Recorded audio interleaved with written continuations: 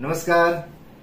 3,53,675 कोटींचे करार, सामंजस्य करार महाराष्ट्र राज्याचे मुख्यमंत्री एकनाथरावजी शिंदे, उद्योगमंत्री उदय सामंतजी आणि त्यांच्याबरोबर गेलेल्या शिष्टमंडळाने तिसऱ्या दिवसातच करून मोकळे झालेले आहेत. याच मुख्यमंत्र्यांची कुचेष्टा, अवहेलना विरोधक आणि त्यात खास करून आदित्य ठाकरे, संजय राऊत, विजय वडेट्टीवार आणि इतर सोसो लोक करत होते. परंतु या सर्वांना आज खरी चपराक आमच्या मुख्यमंत्र्यांनी दिलेली आहे. आज जगातील अनेक देश आपल्या महाराष्ट्राबरोबर उद्योगासाठी सामंजस्य करार करण्यासाठी इच्छुक आहेत आणि आज त्याचा हा आकडा सर्वांनी आपण ऐकला आणि पाहाल. महत्वाची गोष्ट काय, आजच्या या दिवसामध्ये अदानींनी सुद्धा, अदानी एंटरप्राइजेस या कंपनीने 50,000 करोडचे सामंजस्य करारांवरती सह्या केल्या.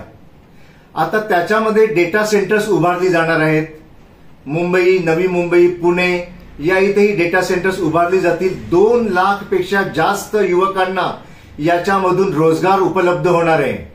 जी बोंबाबोंब गेले कित्येक महिने विरोधक करत होते, रोजगार नाही, रोजगार नाही, आज त्या रोजगारांना खरी सुरुवात होत आहे.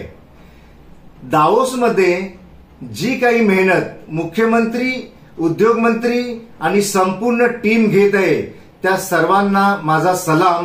आणि जी काही चेष्टा कुचेष्टा इथे विरोधक करत आहेत त्यांना माझं एकच सांगणं आहे की आपण जेवढी काही आरडाओरड करायची असेल तेवढी करत राहा, परंतु या महाराष्ट्रातील जनता सर्व काही जाणते.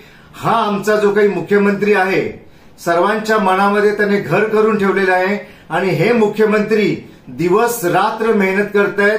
ते आज दावोसला गेले, स्वित्झर्लंडमध्ये ते फिरण्याकरता नाहीत तर या महाराष्ट्राला नवी दिशा दाखवण्याकरता गेलेले आहेत.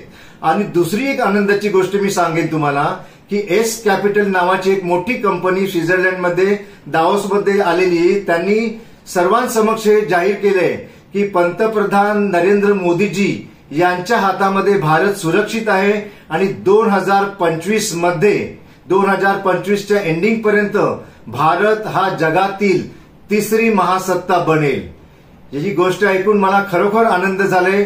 माझं केंद्र सरकारला आणि महाराष्ट्र सरकारला शुभेच्छा आहेत माझ्या.